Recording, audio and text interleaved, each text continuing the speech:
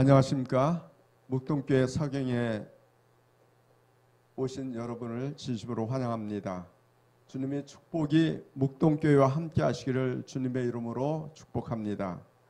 남은 자손과 선악의 대쟁투라는 총주제로 사경회를 진행할 영등포교회 홍수성 목사입니다. 저희 숙목님과 사촌인 동생이 본교회를 출석하고 계십니다. 그래서 그런지 좀 마음이 평안하고 잘해야 한다는 부담감도 있습니다.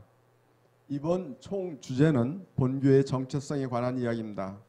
때로 너무 자주 다루어 식상한 주제라고 생각되지만 그러나 깊이 생각해보면 아무리 강조해도 지나치지 않다고 생각합니다.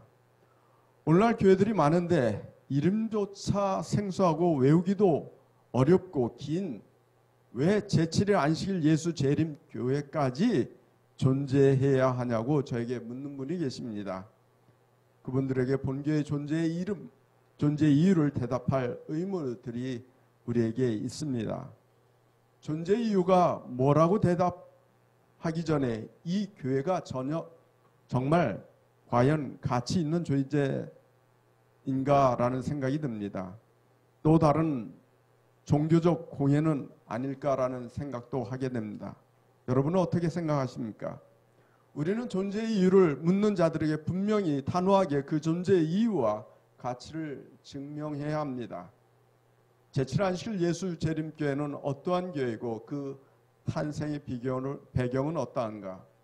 역사적 배경과 이 땅에 꼭 A시대의 교회, 제7 안식일 예수 재림교회가 존재해야 하는지를 살펴보며 사단과의 대쟁투의 관점에서 왜 우리가 설명되어야 하는지를 알아보고 같이 배우면서 한 주일의 말씀의 여행을 떠나고자 합니다. 성경 연구를 바르게 하기 위해서는 그리고 왜 제7 안식일 예수 재림교회가 존재하는지 그 이유를 살펴보기 위해서 먼저 이 지구 창조의 시초의 근원부터 살펴야 바르게 성경을 보고 하나님을 알 수 있습니다. 창세기 1장 1절에 태초에 하나님이 천지를 창조하시니라 라고 간단하게 선언하며 우리에게 말씀하고 계십니다. 그리고 인간 창조의 이야기도 너무 간략해서 간략하게 우리에게 말해주고 있습니다. 그러면서 부분적이고 산발적으로 성경에 흩어져 있는 몇 구절이 창조에 대하여 언급하고 있으므로 우리는 유심하고 세심하게 성경을 살피고 연구하지 않으면 하나님의 본뜻을 지나쳐버릴 위험에 빠지게 되고 성경을 제대로 이해하지 못하게 될 수도 있습니다. 그래서 우리는 본 성경 연구를 부지런히 하고 그 연구의 첫 단추를 바르게 내디뎌야 합니다. 그렇지 않으면 잘못된 길로 나가거나 그 길을 찾지 못하여 오랜 시간을 낭비하게 됩니다. 천지 창조의 배경과 배경 속의 이야기를 알아야 우리의 존재의 이유와 이 땅의 삶의 현상들을 바르게 이해할 수 있습니다. 많은 사람들이 하나님을 오해하는 이유 때문에 성경을 이해하지 못하고 불신의 늪에 빠져 헤매이고 있습니다. 지구의 죄의 시작과 원인을 정확히 알고 있다면 사단과 마귀의 정체와 그의 전력과 본질을 정확히 꿰뚫고 있는 교회가 이 땅에 있습니다. 그 교회가 바로 제7일 안식일 예수 재림 교회입니다.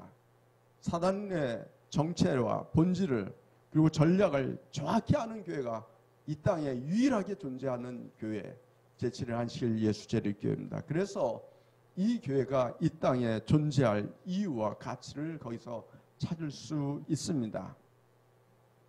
그래서 이 교회가 이 땅에 복음을 전하는 목소리를 높이는 이유입니다. 어느 교파도 죄의 시작과 원인 그리고 마귀의 정치와 그의 전략에 대해서 그리고 그 본질에 대해서 정확히 꿰뚫고 있는 교회는 없습니다. 죄의 시작과 원인을 알면 그리고 하늘에서 전쟁이 일어난 배경을 알면 천지 창조의 배경을 알려면 천지창조의 이야기를 빼놓고는 말할 수가 없습니다. 이 지구의 창조 때문에 벌어진 것이 바로 사단의 반역입니다. 이 지구의 창조 때 사단이 천사들의 장으로서 모든 천사들의 존경을 한 몸에 받고 있었습니다. 그래서 사단은 그 지위가 그를 교만으로 빠뜨리게 만들어 버렸습니다. 그를 타락하게 만들어 버렸다고 우리에게 말하고 있습니다. 이사야 14장 13절에는 네가 내 마음에 이르기를 내가 하늘에 올라 하나님의 무별 위에 나의 보좌를 높이리라. 내가 북극 지폐 산 위에 자정하리라. 그렇게 이야기합니다. 자기의 지위를 하나님과 같이 동등되게 놓을 것으로 주장하죠. 그리고 그렇게 그 일을 꾀합니다. 그것은 이 천지창조의 일에 하나님과 함께 자기도 동참하여 그 일을 하고자 하는 것입니다. 그렇다면 하나님께서 왜 이 지구를 어떤 마음으로 창조하셨기 때문에 이 사단이 반역을 하였는가? 이사야 44장 24절에는 내 구속자여 모태에서 너를 조성하신 나 여호와가 말하노라. 나는 만물을 지은 여호와라. 나와 함께한 자가 없이 홀로 하늘을 폈으며 땅을 베풀었다. 그래서 분명히 하나님께서는 홀로 이 지구를 창조하신 것을 말씀하고 계십니다. 그런데 그 이유가 있었습니다. 이사 42장 8절에는 나 여호와니 이는 내 이름이라. 나는 내 영광을 다른 자에게 내 찬송을 우상에 주지 아니하리라 라고 얘기했습니다. 사단에게 능력을 줘서 하나님도 이 땅의 천지창조에 동참하게 할 수도 있으셨습니다. 그런데 문제가 있었습니다. 창조한 후, 그 후의 일인 것입니다. 창조한 후에는 많은 일들이 벌어지죠. 그 후에는 자기도 책임을 져야 하지만 사단은 그러한 책임을 지을 능력도 그런 마음도 없었습니다. 단지 하나님이 차지하는 영광을 차지하고자 하는 것이었습니다. 하나님이 이 지구 창조의 영광을 어느 누구에게도 나누시기를 거절하신 이유가 거기에 있습니다. 그 이유는 지구가 잘못되었을 경우 모든 책임을 하나님 스스로 지기를 원하셨고 어떤 피조물에도 하나님의 능력대로 행하고 책임질 수 없었기 때문에 그리 하셨습니다. 행동에는 책임이 따르는데 책임 없는 행동을 하나님은 원치 아니하셨습니다. 하나님이 이 지구를 창조하실 때 사랑으로 창조하셨습니다. 창세기 1장 1절에 보면 단지 하나님께서 첫째 날, 둘째 날 이렇게 쭉 해서 여섯째 날 그리고 일곱째 날 창조를 완성하셨다고 하셨습니다. 어느 사랑하는 젊은 부부가 결혼을 했습니다. 결혼을 하고 나니까 사랑하는 아이가 잉태하게 되죠. 그리고 잉태하자마자 그 아이를 위해서 준비하는 것입니다. 집을 하나를 마련했는데 아이방을 마련했는데 방이 너무 춥고 지저분합니다. 그래서 그 방을 첫째 날은 아름답게 꾸몄습니다. 둘째 날 그리고 다시 하루 종일 일하고 피곤해서 쓰러지고 난 둘째 날 일어나 보니 여전히 그 부족한 게 있었습니다. 그래서 부부는 고민하다가 가습기도 넣고 하늘에 그런 너무 추울까봐 천장도 약간 아이들을 보온을 위해서 낮춰놓는 그런 일을 하게 됩니다. 그리고 셋째 날 피곤해서 둘째 날 피곤해서 자고 셋째 날 일어나서 보니까 그래도 여전히 아이한테 부족한 게 있어요. 그래서 부부는 고민하면서 그 아이들을 위해서 어린 아이 태어날 아이를 생각하면서 꽃과 나무와 식물들을 그곳에 갖다 놓습니다. 그리고 다시 다음 날이 되었습니다. 넷째 날 그 부부는 그래도 부족한 게 있습니다. 그래서 아이들이 직사광 조명을 쓰지 않도록 그 조명을 은은하게 하고 또 밤에 불이 껐을 때 아이가 놀랄까봐 야광 별들을 천장 위에 이렇게 아름답게 수놓습니다. 그리고 다음 날 다섯째 날이 되었습니다. 다섯째 날이 되니 여전히 뭐예요?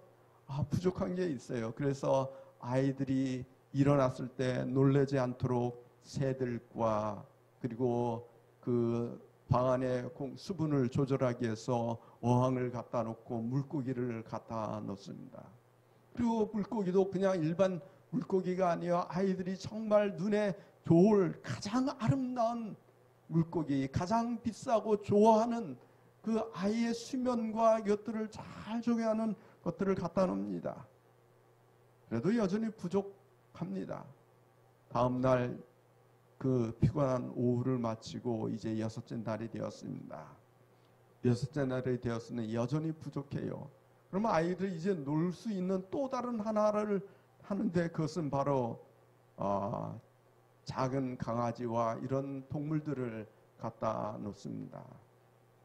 그러자 무려 그 여섯째 날 오후쯤 되자 갑자기 산통이 오기 시작합니다. 그래서 산통이 와서 드디어 그 아이가 탄생합니다.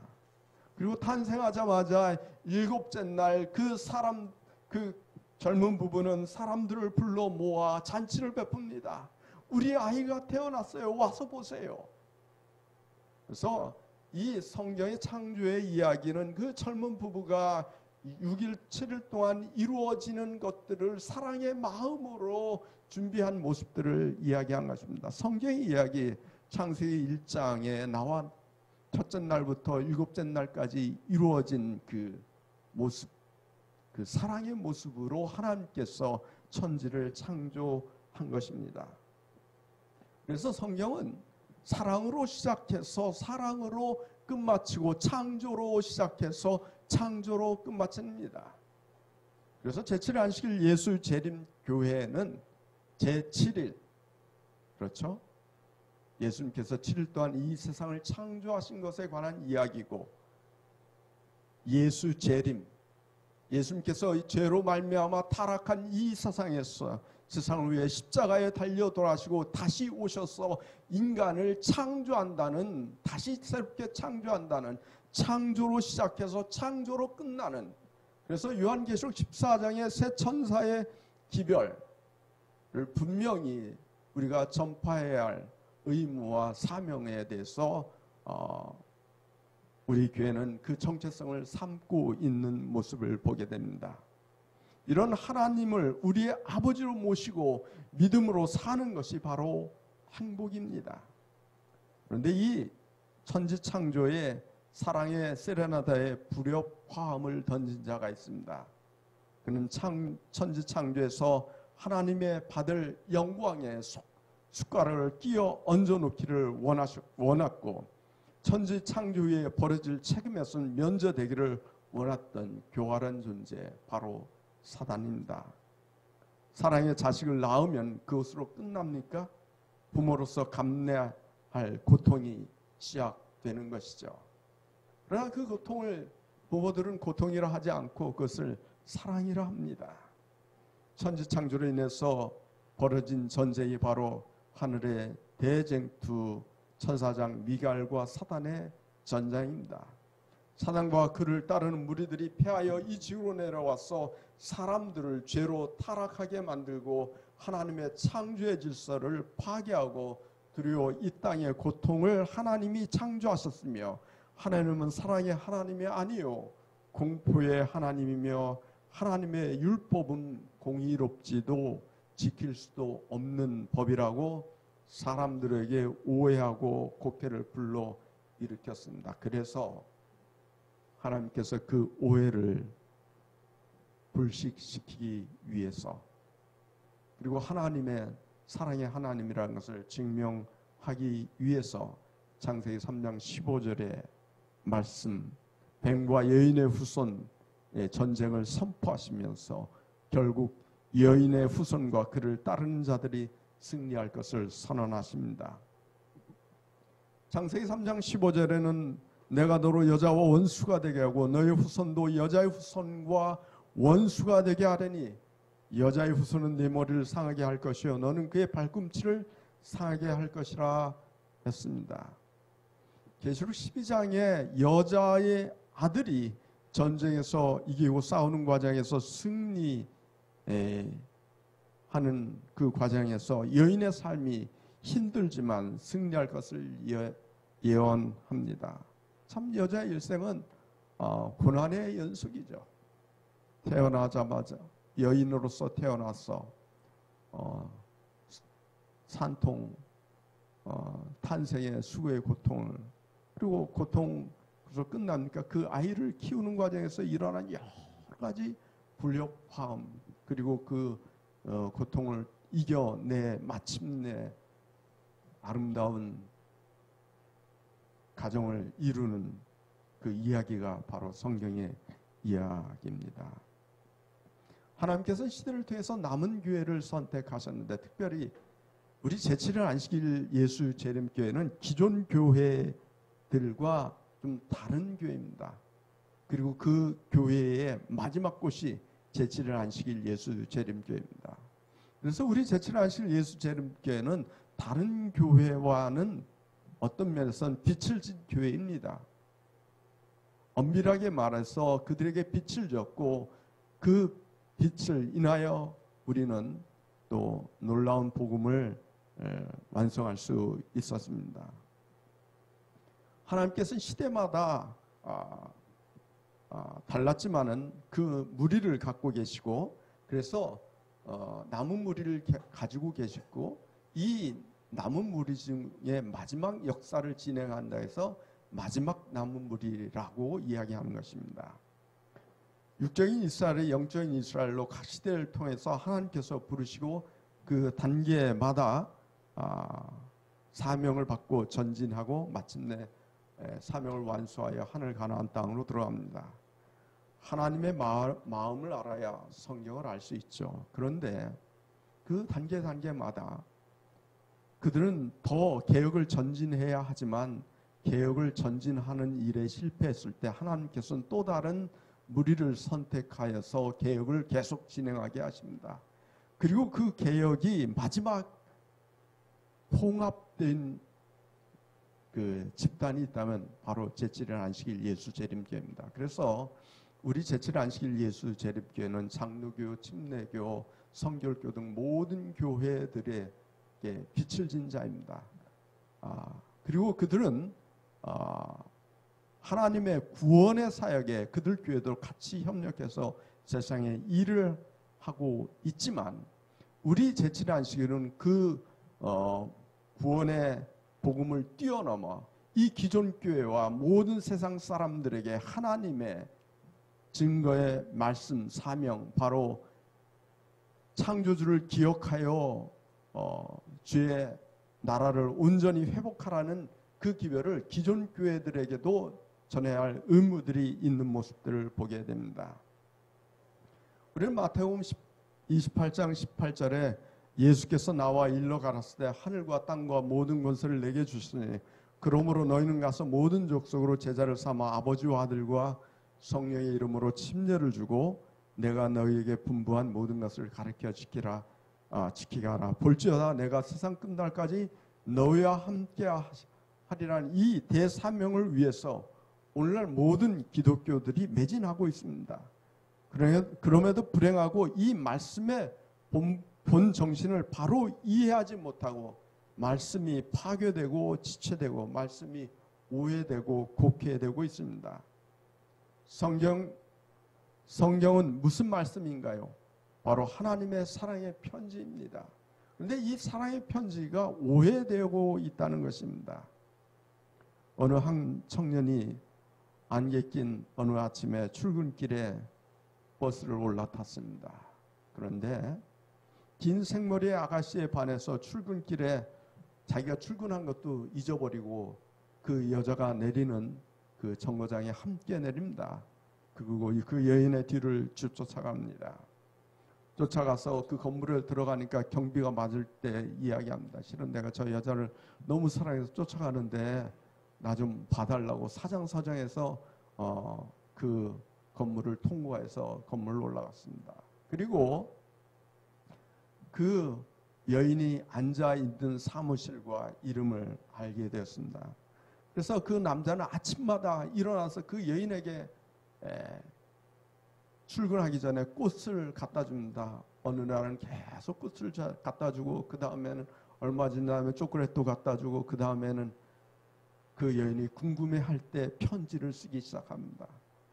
아주 사랑의 편지와 함께 구구절절히 편지를 쓰니 이 여인도 별로 이 처녀도 결혼하고 싶은 마음이 없었는데 갑자기 흥미가 생기기 시작합니다. 도대체 누가 나를 이렇게 좋아했어? 처음에는 자기 회사 사무실 중에 누군지라고 이렇게 생각했는데 아무리 봐도 자기에게 관심을 보이는 사람이 없는 겁니다. 그러다 어느 날 드디어 이 남자가 여인에게 전화를 하면서 전화를 해도 되냐라고 얘기합니다. 그리고 그 남자와 여인은 연락돼서 전화를 주고받습니다. 주고받다가 어떻게 됐습니까? 이제는 전화가 통화해서 너무 식상해서 그 다음에 뭐 합니까? 서로 만나자고 합니다. 그래서 만나자고 하다가 드디어 만나가지고 사랑의 관계를 열심히 하다가 그 여인에게 이야기합니다. 우리 어머니가 부모님이 외국에 계시는데 내가 부모님한테 허락을 받아야 되니 잠시 갔다 오겠다고. 그리고 갔다 와서 당신과 결혼하겠다고. 그래서 그 부모님한테 가서 허락을 받고 드디어 결혼에 꼬링합니다. 그 이야기가 바로 사랑의 이야기가 바로 성경입니다. 하나님께서 천지를 창조하신 후 그 여인을 위해서 꽃과 식물들을 우리에게 주시고, 그리고 그 여인들에게 선지자를 통해서 우리에게 말씀의 성경책을 보내주시고, 그리고 그분께서 이 땅에 오셔서 십자가에 달려 돌아가신 후 승천하여 다시 이 땅에 우리를 구원하기 위해서 오시는 이야기가 바로 성경의 이야기 아닙니까? 그런데 이 성경의 이야기가 곡해되고 있다는 것입니다. 하나님과 우리 인간 사이를 아름다운 사랑의 이야기를 방해하려는 자와 그를 추종하는 무리들에 의해서 곡해되었습니다. 사랑의 결실이 맺혀지도록 우리는 최선을 다해서 하나님을 도와주어야 합니다. 하나님의 창조의 역사를 파괴하고 있는, 그래서 이 창조의 파괴를 우리는 막게 하는 사람들입니다. 여러분, 저는 스케이트를 잘 타지 못하지만 여자 3000m 계주나 5000m 빙상 경기, 계주 경기를 보기를 아주 좋아합니다. 결론은 뭡니까? 우리나라 대표 선수들이 추월을 당해서 아슬아슬하게 다시 재추월해서 역전해서 우승하는 결론에 도달하기 때문입니다. 매번 볼 때마다 가슴이 아주 짜릿합니다. 엎치락 뒤치락하고, 그리고 우리 대표팀이 이길 때마다 환성을 합니다. 저와 제 집사람이 저희 집사람도 뭐 제가 좋아하는 여러 경기를 있는데 별로 보려고는 하진 않지만 이 스피드 스케이트 경기만은 꼭 보려고 합니다. 바로 그 짜릿한 그 경기에 가슴 졸이는 것 때문인 것입니다. 지금 이 온 우주가, 이 지구에 하나님의 백성들이 사단과의 경주에서 때로는 엎어지고 넘어지고 때로는 앞서갔다 뒤서갔다 하면서 가슴 졸이며 쳐다보고 있습니다. 그러나 중요한 것은 마지막에 우리가 이 경기에서 이긴다는 사실입니다. 우리는 경기 도중에 넘어지며 다른 선수에게 바톤 터치를 하면 달리기를 합니다. 만약 다른 선수가 야 넘어졌어 이 바보 같은 놈아, 그냥 너는 거기서 누워 자빠져 자라, 그러고 포기해버리면 뭐합니까요? 경기는 지는 것입니다. 그러나 다른 선수가 넘어졌을 때 그를 격려하면서 바톤 터치해서 계속해서 그 앞에 있는 선수를 추월하기 위해서 노력합니다. 그리고 마침내 1등으로 들어가죠. 그래서 하나님은 각 시대마다 하나님의 사명을 가진 자들을 가지고 계셨습니다. 중세 시대는 제롬과 허스, 스위스의 왈덴스인들, 그리고 칼빈 등 수많은 종교 개혁자들이 있었습니다. 그리고 하나님은 장로교, 침례교, 성결교회 등을 사용하셨습니다. 이들은 하나님의 진리를 연구하고 앞으로 더 나가는 개혁에서 멈추었을 때 하나님은 계속해서 또 다른 무리를 기사 계속해서 개혁해서 앞으로 나가기로 독려하셨습니다. 그리고 마침내 제7일 안식일 예수 재림교회에서 모든 교파의 개혁적 진리가 통합되고 온전한 하나님의 사명을 완수하기에 준비되었습니다. 왜 우리 교회가 마지막 교회이며 왜 우리가 존재하지 않으면 안 되는가? 하나님의 예언이 더 이상 하나님의 예언은 끝나고 더 이상 예언이 성경에 기록된 것이 없기 때문입니다. 모든 종교의 개혁가들이 이루고자 했던 개혁이 라오디게아 교회에서 끝났기 때문인 것입니다. 모든 개혁이 에스더의 교회에서 완성되었기 때문입니다. 그러므로 에스더의 제7 안식일 예수 재림교회는 전에 있던 모든 종교 개혁자들과 교파들에게 빛을 빈 자들입니다. 우리는 다른 교단과 경쟁적인 교단이 아닌 것입니다. 그들과 화합하여 하나님의 나라가 온전히 건설하도록 협력하는 자들입니다. 그리고 모든 기독교인들은 우리 제7일 안식일 예수 재림교회에 감사해야 합니다. 그 이유는 여자와 용이 싸워 이기도록 돕는 마지막 경쟁의 주자이기 때문인 것입니다. 그러므로 모든 교단은 SDA 제7 안식일 예수 재림교회 도리어 감사해야 합니다. 우리가 실패하면 세상 역사도 하나님의 역사도 실패로 끝나기 때문입니다. 사랑하는 성도 여러분, 우리는 하늘에 전쟁이 있었죠. 그리고 전쟁의 싸움이 미갈과 그의 사자와 용과 더불어 싸우는 전쟁이 있습니다. 우리 재림교회의 핵심 교리가 독특한 교리, 바로 우주적 이 대쟁투, 하나님의 사랑에 대한 것들을 사람들에게 드러내는 것입니다. 그리고 재림교회의 신학을 떠받치고 있는 기초석이 사단과 하나님의 싸움입니다. 그리고 재림교회 특수 교리들 모두 대쟁투와 밀접하게 연관되어 있습니다. 그래서 대쟁투에 대한 공식 견해 넘어가고요. 대쟁투의 교리의 중요성은 왜 우리가 대쟁투의 교리를 배워야 할까? 하나님의 변화없는 증거를 보여줍니다. 잠깐 좀 다시 넘어가겠습니다. 공식 견해를 좀 읽어보고 하겠습니다. 모든 인류는 하나님 품성과 그분의 율법과 우주를 다스리는 그 주권에 대하여 그리스도와 사단 사이에 벌어지고 있는 대쟁투에 관여되어 있다. 이 싸움은 선택의 자유를 부여받은 한 피조물이 자기를 높이려다가 하나님의 원수고 사단이 되었을 때 하늘에서 시작되었고 하늘 천사의 일부를 반역하도록 만들었다. 사단은 아담과 하와가 죄에 빠지도록 함으로 이 세상에 반역의 정신이 들어왔다. 이러한 인류의 죄는 그들 가운데 하나님의 현상을 이그러지게 하고 창조된 세계 질서를 파괴해서 전 세계적인 홍수 때 무서운 황폐를 가져오게 하였다.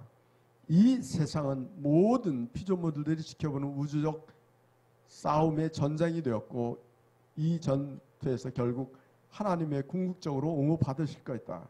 이 대쟁투에 참가한 그의 백성들을 돕기 위하여 그리스도께서는 성령과 충성스러운 천사들을 보내사 그들을 인도하시고 보호하시고 구원의 길로 그들을 지원하신다.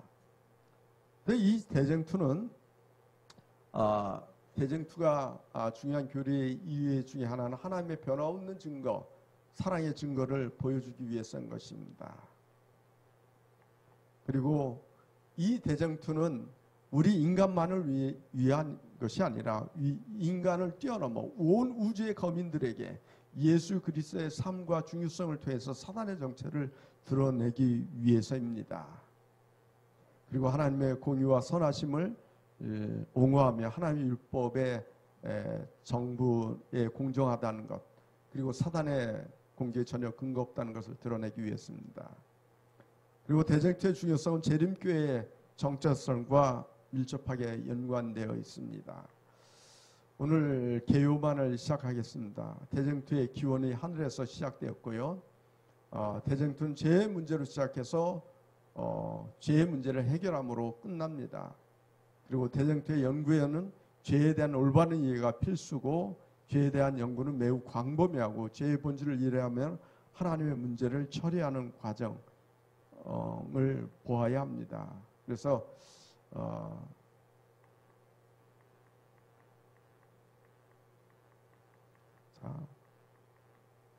우리는 여기 가장 중요한 것은, 왜 이렇게 대쟁투의 문제가 중요하면 하나님의 품성에 대한 도전이거든요.